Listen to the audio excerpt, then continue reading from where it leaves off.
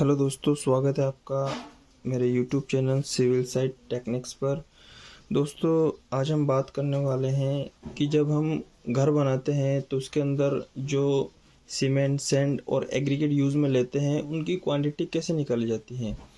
जैसे कि आप लोग भी साइट के ऊपर अगर काम कर रहे हो तो आपको भी ये ज़रूरत पड़ती है इस चीज़ की कि हमारे को मटेरियल ऑर्डर करना होता है तो हम उसकी क्वांटिटी निकालनी पड़ती है और वो क्वांटिटी कैसे निकाली जाती है। ज़्यादातर लोग यहीं पर अटक जाते हैं।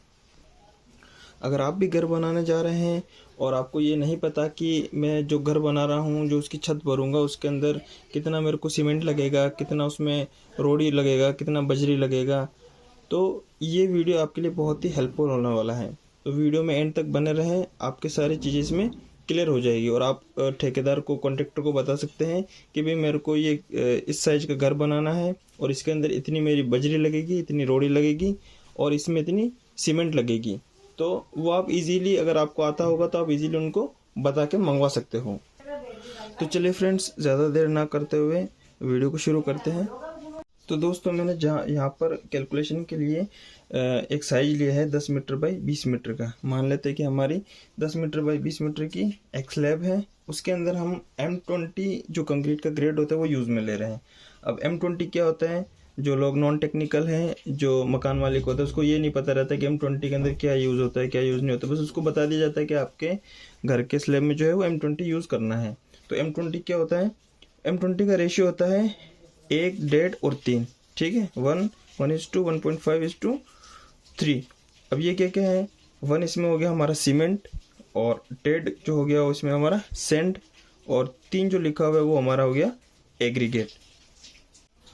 अब तीनों रेशियो को आप एक बार साइड में जोड़ के रख लीजिए, 1, 1.5 और 3। ठीक है ना, 3 जोड़ेंगे तो अपन इसका कितना आ जाएगा 5.5। इसको एक बार जोड़ के साइड में रख लीजिए, इसका यूज़ आगे होगा। अब हम आगे देखते हैं।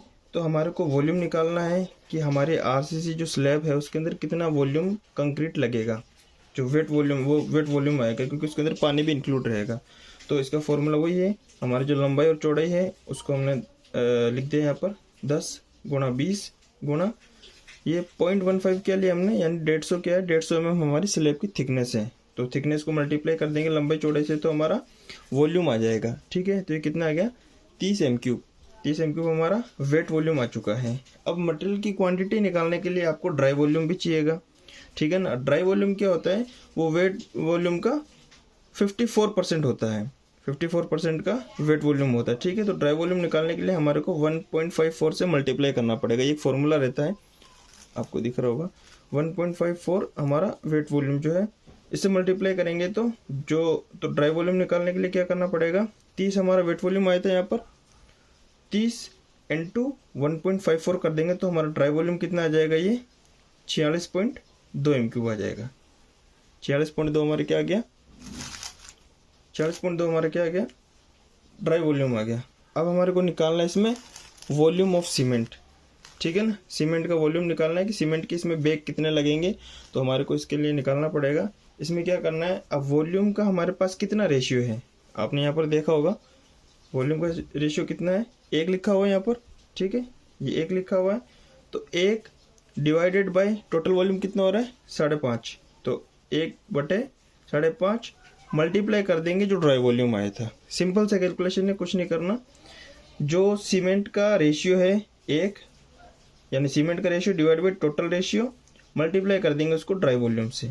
तो सारी वैल्यूज पुट करने के बाद में हमारे पास कितना आ गया 8.4 m3।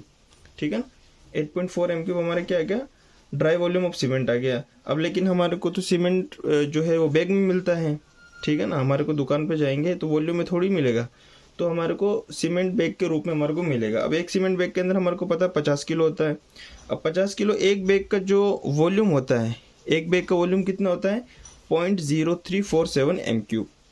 ठीक है ना, ये एक बैग का वॉल्यूम होता है। तो सिंपल है, कुछ भी नहीं करना। अब हमारे को नंबर ऑफ सीमेंट बैग निकालने के लिए क्या करना पड़ेगा, जो हमारा वॉल्यूम आया है, जो ड्राई वॉल्यूम आया है 8.4, उसको डिवाइड कर देंगे जो हमारा स्टैंडर्ड फार्मूला है 0.0347 m3 एक सीमेंट बैग के अंदर होता है। तो इसको इससे डिवाइड कर देंगे तो ये कितना आ जाएगा 242.07, यानी कि लगभग कितना आ गया हमारा 200 242 बैग आ गए, सीमेंट के 242 बैग हो जाएंगे, ठीक है ना। इसी तरीके से हमारे को निकालना है ये वॉल्यूम ऑफ सैंड और वॉल्यूम ऑफ एग्रीगेट, ठीक है ना। अगर आप देखोगे यहाँ पर तो मैंने ये निकाल रखा है, कुछ भी नहीं करना इसमें। वॉल्यूम ऑफ सैंड निकालने के लिए जो वॉल्यूम का जो उसका सैंड का जो रेशियो है उसको मल्टीप्लाई कर देंगे टोटल रेशियो से और मल्टीप्लाई कर देंगे टोटल ड्राई वॉल्यूम से, ठीक है ना। तो 1.5 हमारे पास में सैंड था रेशियो, टोटल रेशियो हमारे पास 5.5 था, ड्राई वॉल्यूम हमारे पास 46.2 था। इसको मल्टीप्लाई करेंगे तो 12.6 m³ हमारा सैंड आ जाएगा। अगर आपको इसको CFT में कन्वर्ट करना है तो एक क्यूबिक मीटर को क्यूबिक फीट के अंदर बदलने के लिए हमारे को क्या फॉर्मूला रहता है, 35.315, ठीक है ना। इससे अगर अपन इसको मल्टीप्लाई कर देंगे 12.6 को 35.315 से मल्टीप्लाई करेंगे तो ये हमारा आ जाएगा 445 CFT, यानी 445 क्यूबिक फीट हमारा सैंड आ जाएगा। इसी तरीके से एग्रीगेट जो है जिसको हम रोडी भी बोलते हैं वो निकाल लेंगे। तो इसको भी जो इसका रेशियो था, सॉरी यहाँ पर कुछ मिस्टेक हो गई है, मैं इसको सही करता हूँ, 1 मिनट। वॉल्यूम ऑफ एग्रीगेट निकालने के लिए कुछ नहीं करना, हमारे को रोडी का वॉल्यूम निकालना है। तो इसका जो रेशियो था वो 3 था और टोटल रेशियो हमारे पास 5.5 है। इसको भी मल्टीप्लाई कर देंगे हमारे किससे, ड्राई वॉल्यूम से। जो ड्राई वॉल्यूम निकाला था 46.2 से मल्टीप्लाई करेंगे तो इसकी वैल्यू आ जाएगी 25.2।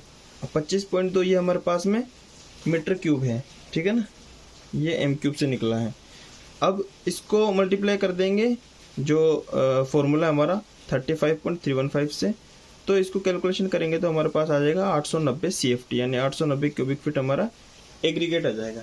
तो दोस्तों सिंपल सा फॉर्मूला है, सिंपल सा 1 पेज का होगा मुश्किल से। अगर आप वीडियो को एक बार में समझ में नहीं आए तो रिवाइज करके दूसरी बार देखेंगे तो आपको बिल्कुल ही ईजीली इसकी कैलकुलेशन जो है वो सारी समझ में आ जाएगी, ठीक है फ्रेंड्स। और अगर आपको इसमें कुछ डाउट हो, कुछ पूछना हो तो आप कमेंट्स के अंदर मेरे को मैसेज कर सकते हैं।